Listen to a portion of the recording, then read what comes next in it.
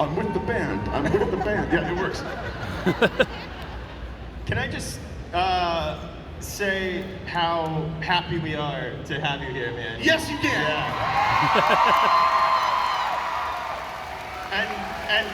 and for those of us that grew up with films like I don't know, Encino Man. Yeah. George of the Jungle. Yeah. The Mummy. Woo! Blast from the Past. Yeah. Many others. It just, what? We don't have enough time to go through his whole filmography, but it feels so good to have lived through the time and also to now be alive in what I will call the Renaissance. Nice. Nice.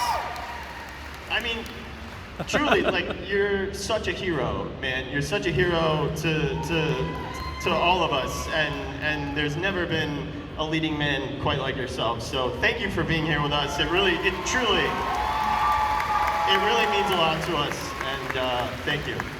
Well, it doesn't happen in a vacuum. It takes everyone like your good selves to bring me to this place, and I'm so grateful. Thank you for love and support. I appreciate it so much. It means a lot to me. Thank you.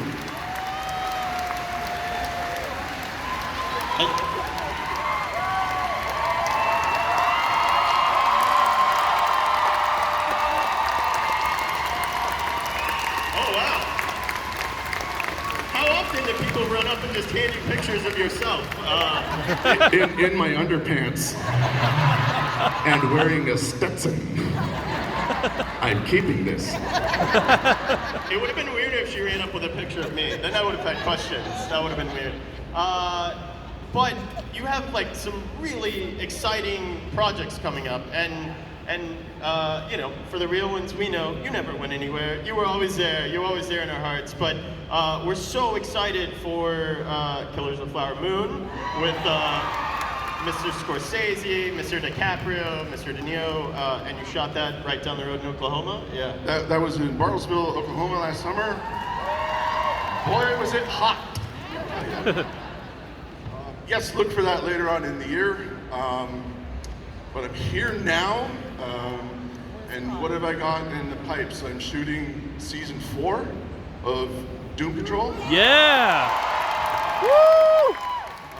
And you told me something pretty exciting backstage. A lot of us know once you get to season 4 of a series, you can get a little crazy.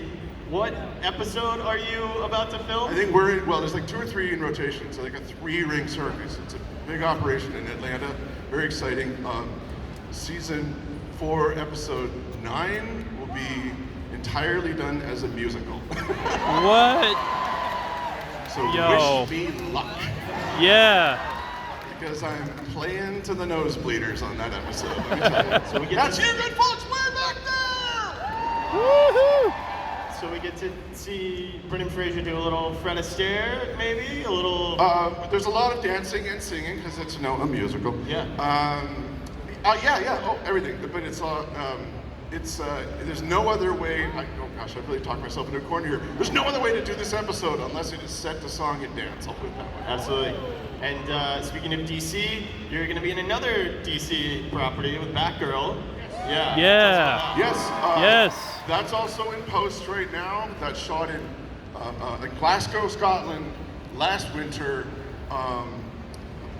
Boy, it's going to be a cool movie. It's in the reality of Batman that is just dirt under the fingernails. Everything is kind of handmade, crafted by the world of itself. Glasgow is a place that is typecast to be Gotham City, and I play Firefly, who is quite annoyed with the system, and he wants to burn the town to the ground.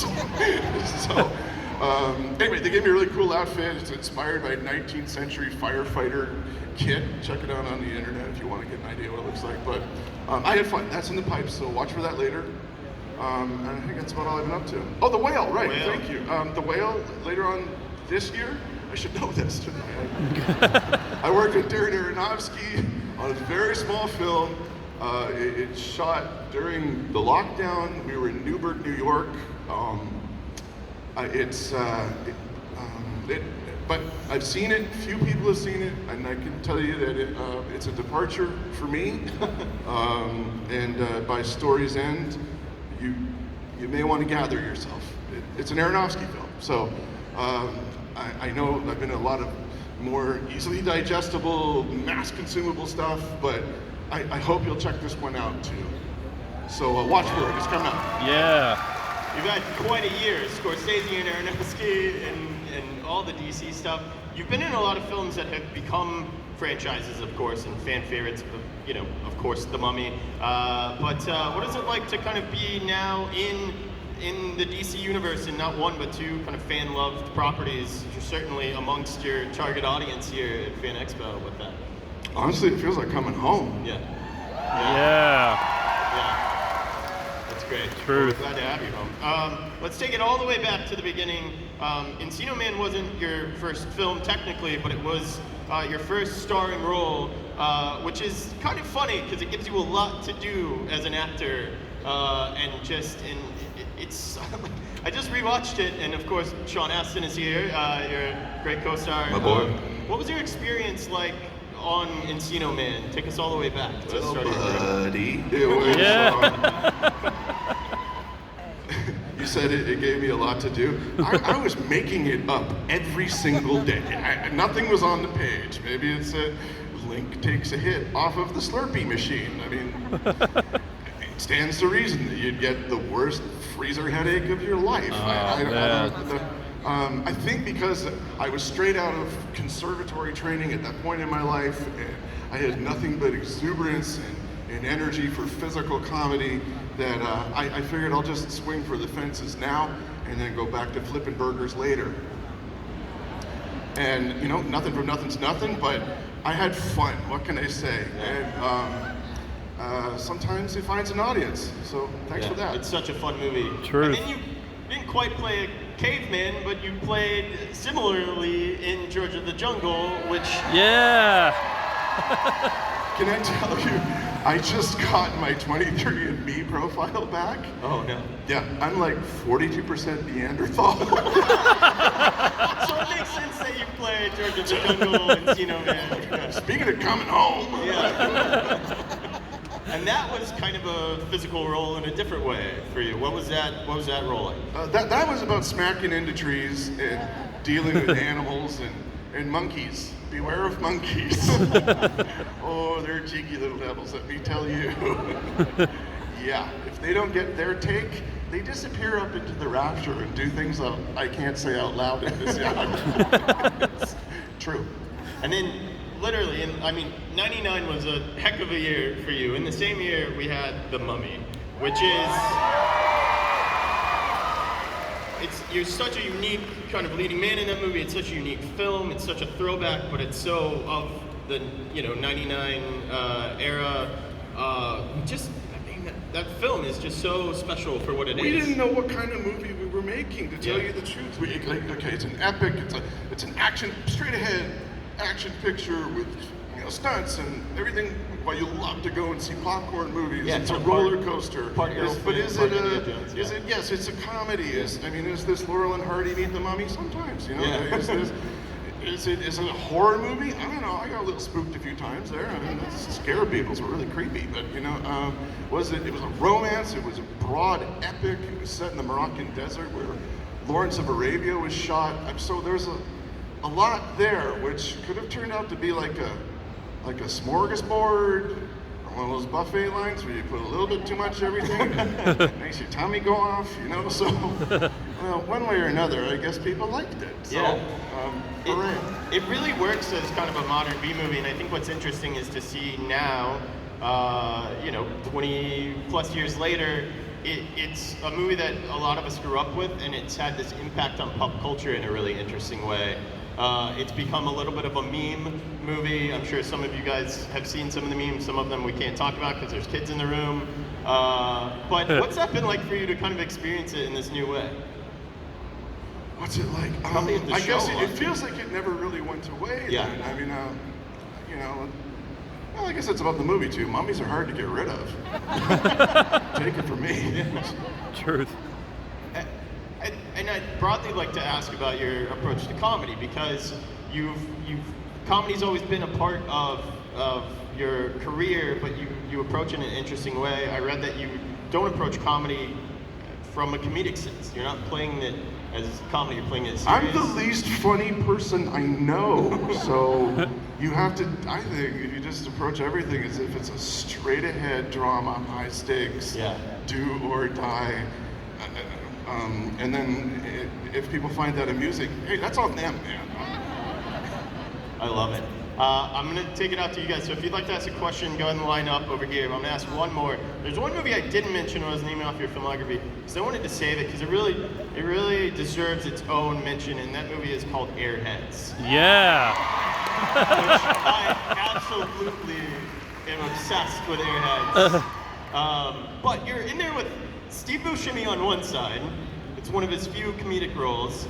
On the other side, you have Adam Sandler, you have Farley, you have all these amazing, speaking of comedy, what was that experience like? It was a who's who at that time. I mean, in his way, it's a product of its time, and the grunge movement was just happening. It kind of had gone to Hollywood, and I'm from Seattle, so I can say that. And the idea that if it's too loud, you're too old, man, was just, it still played the house.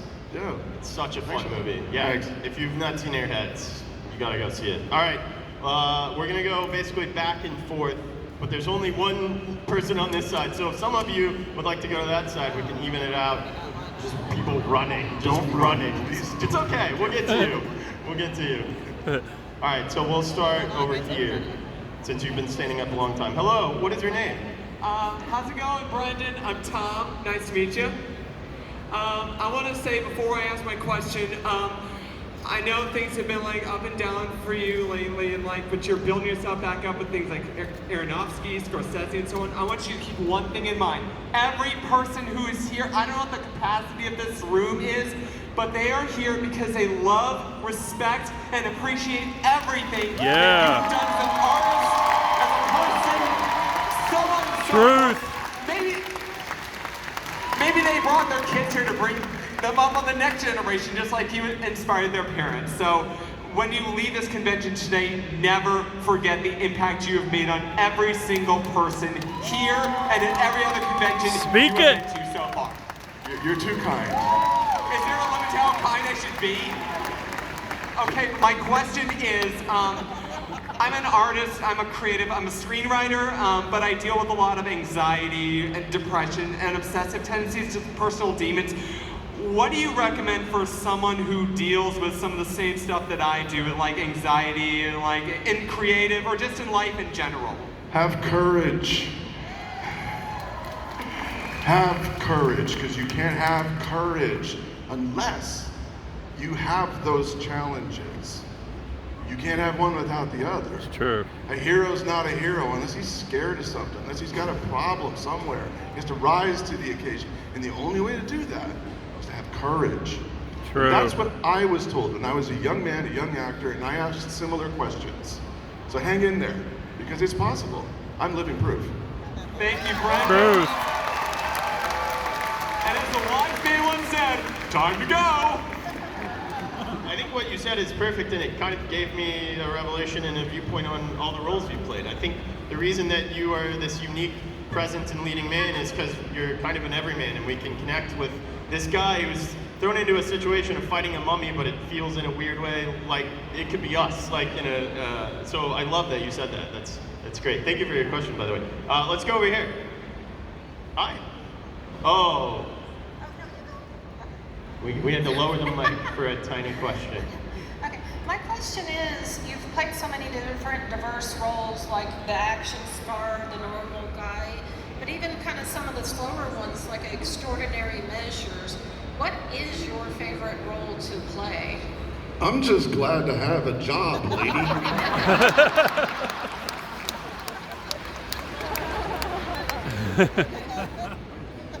Perfect answer. Short and sweet. All right, we'll go over here. Hi, what's your name? My name is Leslie. Hi. Hi, Hey, Brendan. So, Doom Patrol has become one of my top 3 favorite shows of all time. I came to it because of you, Matt Bomer, and Mark Shepard. I stayed because of the phenomenal writing and the perfection of a cast. I just love this show, even though it's the weirdest thing I've ever seen. Some of the things I can't believe y'all actually got to air. We can't either. This is being videotaped. The interwebs. Work with me. So anyway, I know why I stick with it and why I'm drawn to it. What drew you to it in the first place? Because it's unusual, like nothing I've seen before. And yeah, I love straight-ahead action movies, hero stuff, and that's great. But Doom Patrol, they're fighting their own demons if they're not fighting each other. And they'll get around to saving the world later. That's stuff for Batman and Superman to deal with. They have issues, people. They do, that's why I And love their it. courage is that they contend with them too.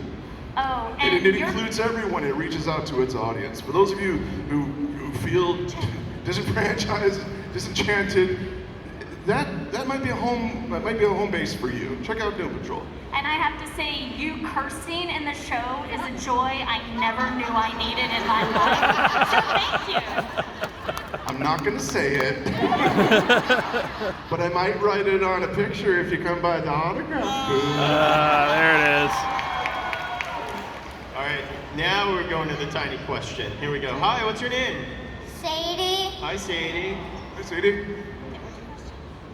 my question is, how long did it take for you to train to do all the fight scenes? Just every time I did a movie, Yeah. well, you never really have that much time, so you have to be really careful that you don't hurt yourself before you start a movie that has stunts or fighting or dancing in it even, and you work with people who really know what they're doing so that you don't get hurt. Now, if you survive that, maybe you got a film career, kid. I have a feeling Sadie was asking because that is what she wants to do. She wants to train to fight. Maybe. Nice. All right. We'll go over here. Hi, what's your name? I'm Jessica. Hi, Jessica. Hi, love your shows. Big fan, long time. You played a variety of characters, and I'm just curious, which character is closest to your own personality? I'm gonna waffle here and say there's a little bit of everything in all of them. Because if you're not working from a place of authenticity, then you're kind of phoning it in. And there have been days, but in those instances, that's when you just act the part. Otherwise, I'd rather try and live it and make it personal. That way, if I believe it, then you will too. If I believe that there's a swarm of mummies when all I'm really looking at is just a yellow tennis ball on a sea of blue or green, I believe it. Special effects guys will too, and then so will you. It's make believe. Let's not get too sanctimonious about acting. and it helps to work from what you know.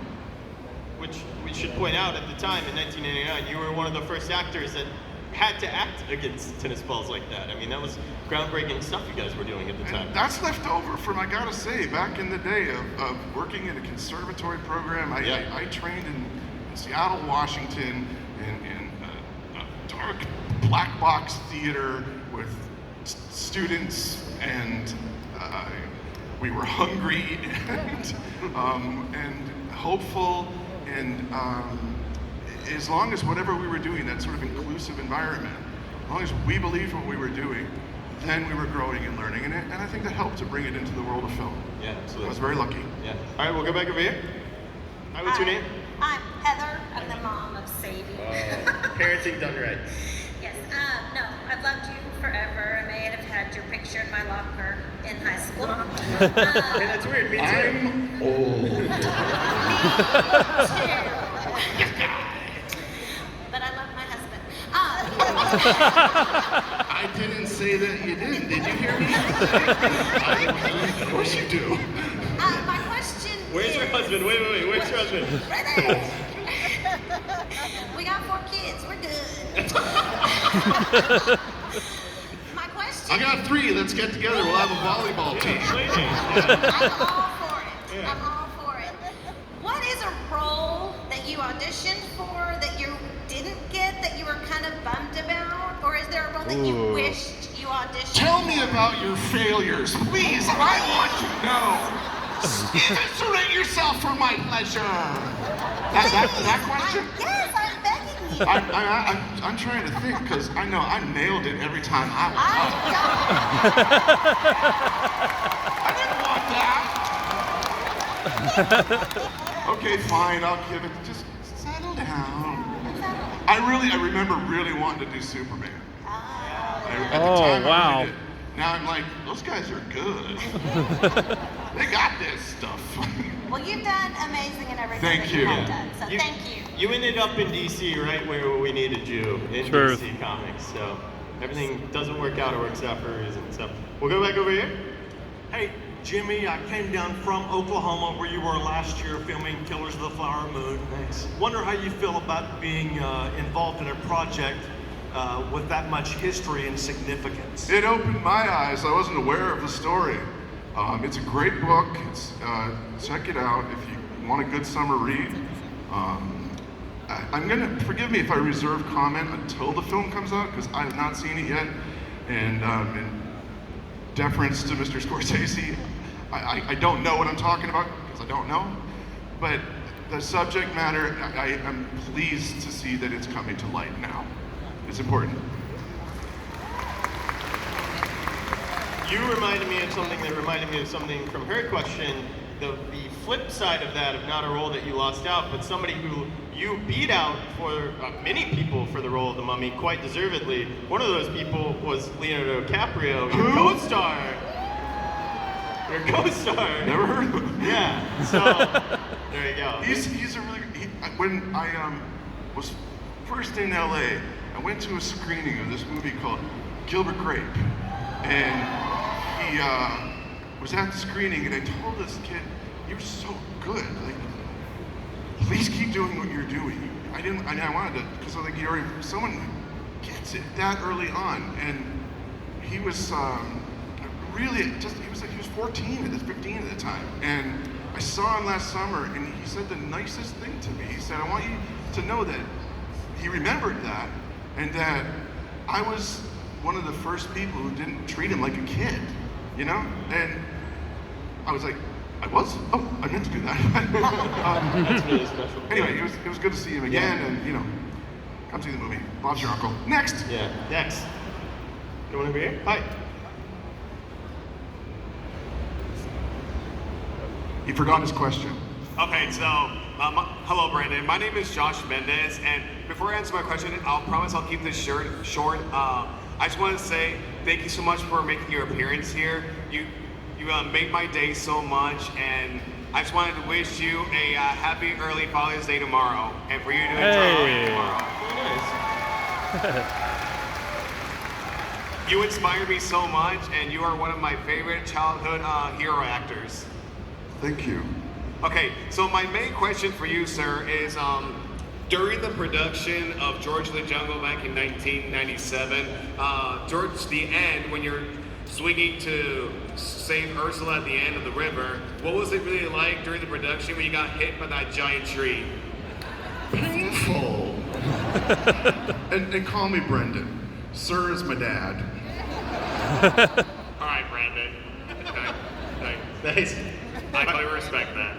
We'll go Bye back for over now. here. Hi. What's your name? Hi, I'm Isaac. Hi, Isaac. How's it going, Brendan? Call me sir. All right, sir. My apologies. So my question is, would you be interested in doing The Mummy 4? And my... Okay, cool. Oh, he's got a follow-up he's about to hand you a script for it. Yeah, I got buddies who have written a script. Like, genuinely, Oh, I can he's get my serious. people in touch with your people. If you wanna, I can meet you at the autograph booth. I'm dead serious. We keep Hollywood suits out of it. It's just normal people. No one will know. It's just between you and me, bro. I mean, I'll say two things. One, respect the hustle. Two, it has to be better than the Tom Cruise one. So.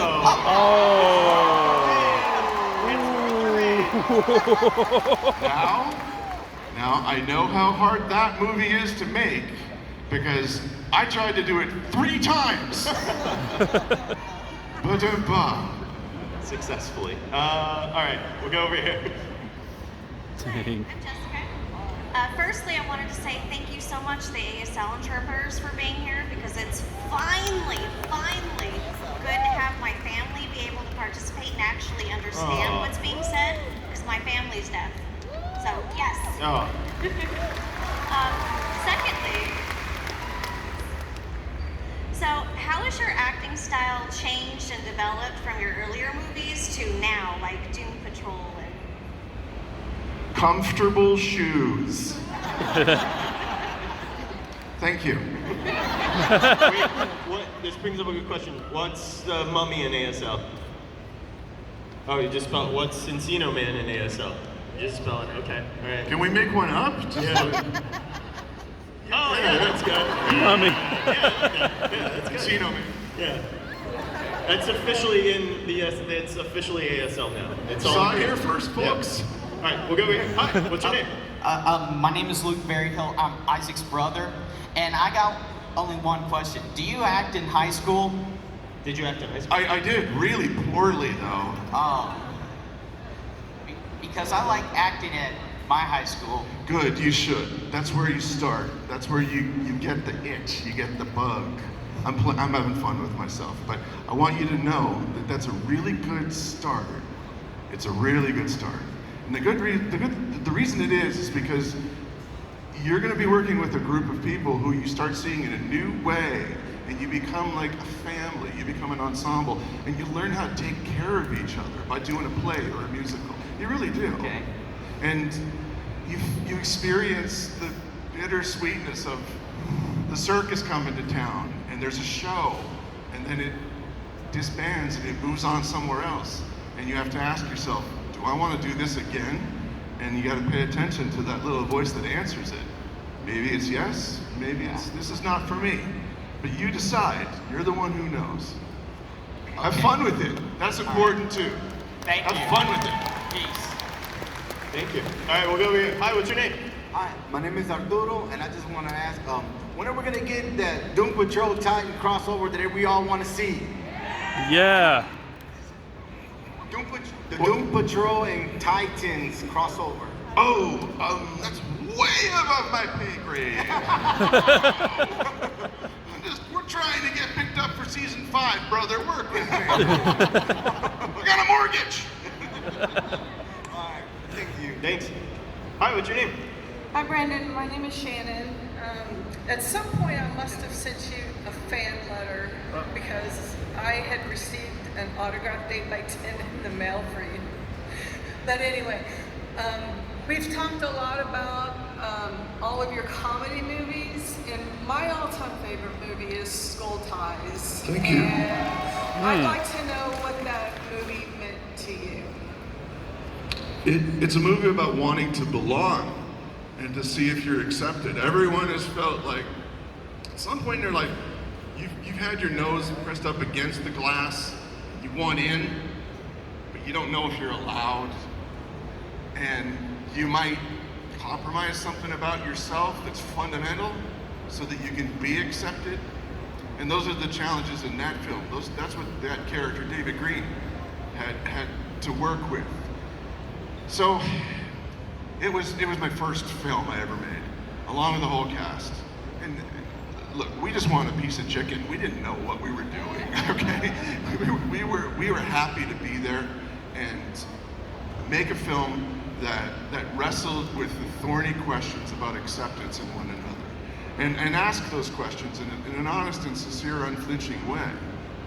So, thanks for mentioning that. I think it still holds up if you watch it today. There's a reason why it was set in the 50s, because it was in the 90s then, and you know, with 40 whatever years of distance, we can evaluate how far we have come, and maybe how far we have to go, and what we need to revisit. So I'm glad it's out there. Thanks for that. True. Hi, what's your name? Hi, Ben. Hi, Ben. So, Brendan, obviously you are Cliff Steele, Robot Man on Doom Patrol, and I wanted to ask you, since you're wearing a suit that covers your entire face, are there any like acting tricks that you use to emphasize certain emotions? This is the part where I tell you that Doom Patrol has been the best day job for me that I've ever had, because the actor's called Riley Shanahan. Riley wears the suit. He does that heavy lifting.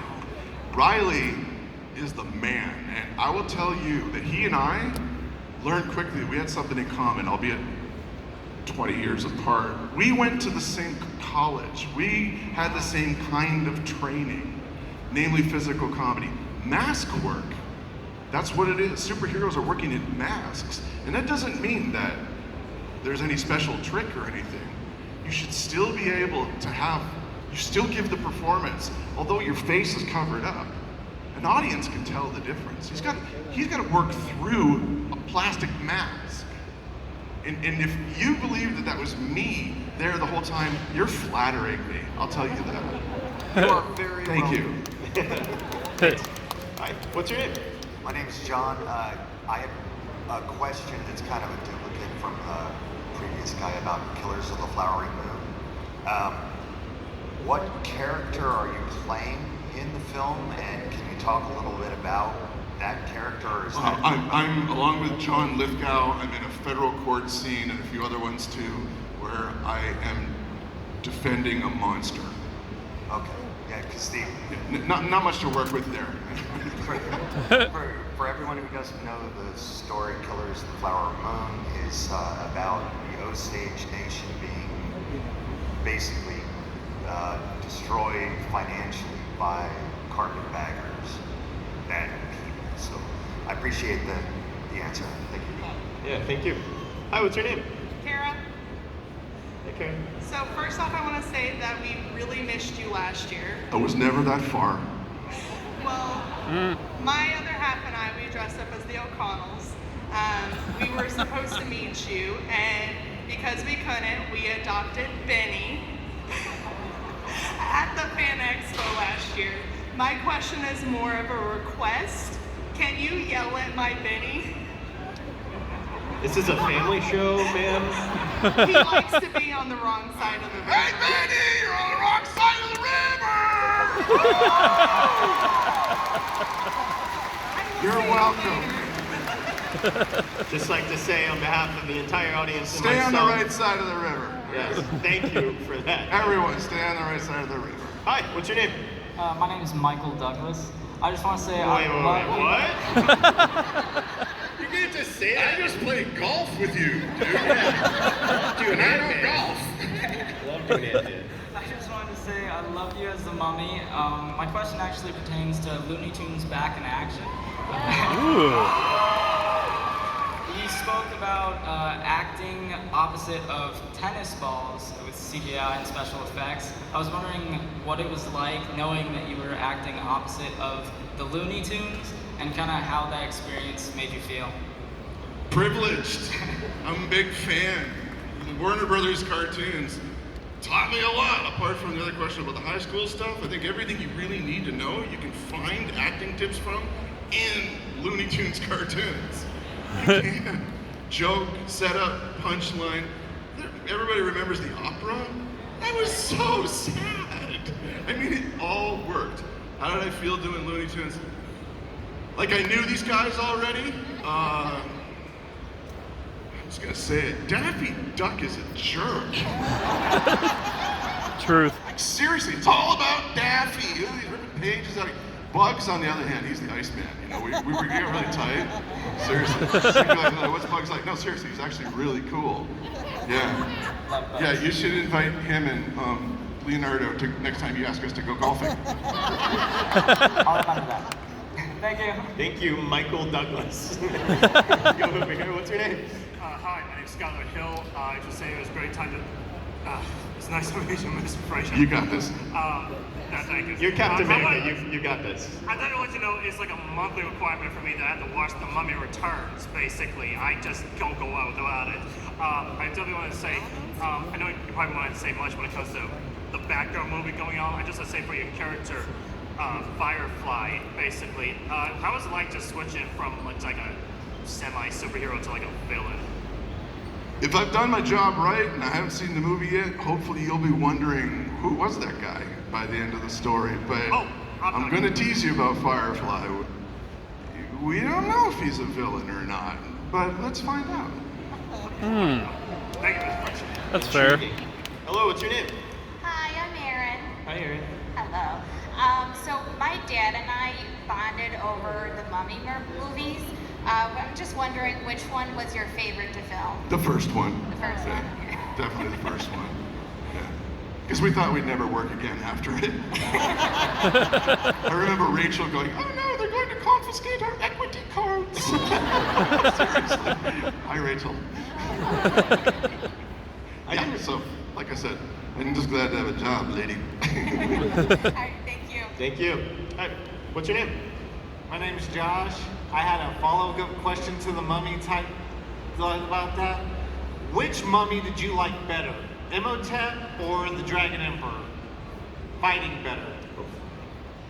God, they were formidable each. I really like Jet Li. He was a really nice guy. He that's the third one, for maybe those who didn't see it because, you know, reasons.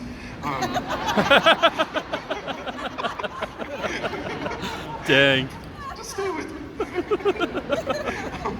When I first met Jet, I happened to be in a car. We were in Montreal, sorry, and he was in the car ahead of us. He was just coming from the airport, and we just happened to be at the light behind him. I was coming from a fitting or something like that, and so the driver called the other one and said, "Hey, can you pull over just to say a quick hello?" And he did. So on the sidewalk, there's Jet Li in downtown Montreal. Gets out of the car and he's like, "Hi, how are you?" He was so nice. And then I looked at him, and he looked at me, and he looked at my feet, and then he looked at his feet, and he was standing on the curb, and I was in the street, and he goes, "We can see each other eye to eye now." and then we beat each other up a lot. So in other words, Jet Li was the nicer mummy. Arnold is a prankster. He's been circulating this rumor that's 20 years old that I wore pasties and makeup at a junket. He's been punking me for that long. I see you, Arnold. I see you, brother. We'll take this up later when all these people are gone. You and me. We'll make a movie about it, maybe, you know, where we fight. Just an idea. There's a guy in the audience with a script. And then you also had The Rock in really what was his first like film role, and who would have known that cheesy CGI Scorpion King would go on to become one of the biggest movie stars in the world, but that had to be fun to get to work with him that early on. I'm gonna break your heart, because this is the part where I tell you. Movie magic. Yeah, he and I first met on the red carpet at the Mummy Returns because he was an X on a piece of tape, on a stick, on a piece of wood behind me that Arnold and I both went, "Ah, we're so scared of you, ah." You know what? Considering we've all seen that CGI, that makes sense. Yeah, that makes sense. To be fair, I met the guys at the after party, and they're like, "Hey, how are you? We did the CGI," and I went, "Hi." And they went, I know. We needed more time, okay? All we're saying, this was a rush job. Well, people remember it for one reason or another. All right, thank you, Brandon. Thanks. Welcome. Hi, what's your name? Hi, I'm Dean. Thank you for Doom Patrol. It's my all-time favorite comic, and I think the show did it perfectly. My question is, do you have a favorite episode of the show that was either the best to work on or the best came out that you liked to watch? Sorry, I have a microphone, helps. I don't know if I can name them. I think I like the episode when everybody got to meet their alter ego. and they kind of got together in the sweat lodge, Love that episode. had a conversation about what's really going on, and they got real, and they figured out, okay, you be you, I'll be me, let's go forward.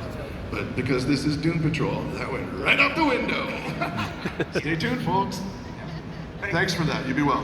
Cool costume, by the way. All right, I'm being told we have time for just a couple more, and there is one gentleman that I saw that I want to end on. So we're gonna get to you, but let's go over here. Yeah.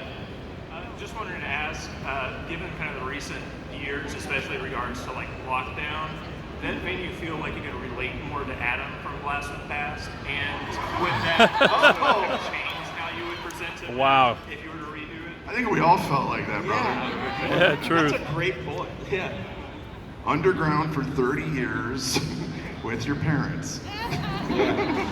I will say during the lockdown, I never reached such a low point that I drank hot Dr. Pepper. I never did that. Monster.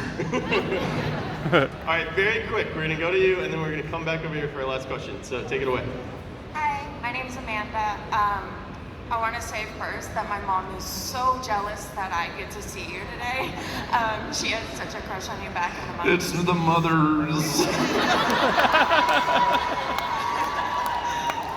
But also sometimes the mothers and the daughters have the crush. Easy. Easy. But yeah, since you had so many movies that like made my childhood, like George of the Jungle, Looney Tunes, now that you have your own kids, do they watch them? Are you kidding? They've seen me in my underpants and they're like, ah, he smells, where's the food? They're just like, no. Okay. Gotcha. Well, I think it would be the coolest thing to have George of the Jungle as my dad, so. That's nice, thank you. You know what? I'm glad you He bought is it. all our dads, all right? You are our dad. Hug the person to your left, to your right. COVID's over. Come on, we're all here. We need a thank you. All right, you sir have the honor, quite fittingly, of having the last question. And then after you ask your question, I want you to come down front so everyone can see this incredible cosplay that you have. Can I bring Evie and Imhotep as well? You've got the whole crew here? Of course. I'm not gonna say no to that. But yes, ask your question. What is your name? I'm Tanner Jones. Hi, Tanner. First, I wanted to continue the hustle off of the script guy and say that I left a business card at your booth. He wants to be your stunt double, clearly. Yeah. Should you ever want to wear costume to these or that next movie? But my question is, who would have won in a fight, Rick or Indiana Jones? Whoa! Oh. I'm gonna go with Indy. Really?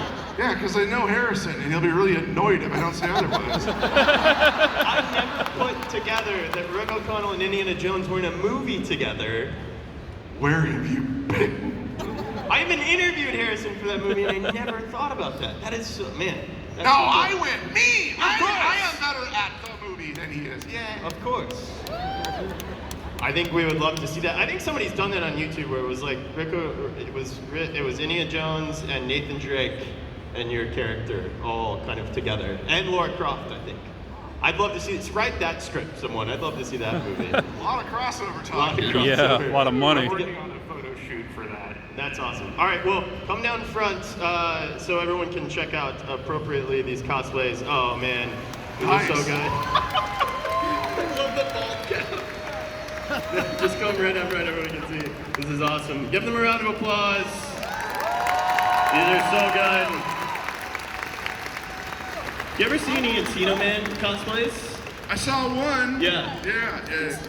I think it was like the sweater and the skating rink. And it's the 30th anniversary. Yeah. Yeah. And if you don't know, if you're big fans of Encino Man, you pop up in a few other 90s Pauly Shore hits, and you're always credited as Link, right? Is that true? It's an in joke. It worked once, you know. So I think I'm always eating a frog, too. Hey, nicely done, guys. Yeah. Well played. Great. Evie, Give them a don't applause. change. Stay away from the ladders. We talked about this.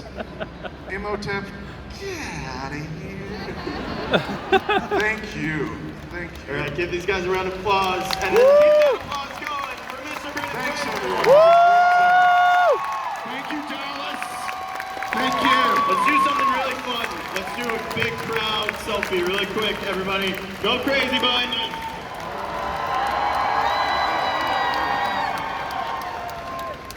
Keep it going for Brittany.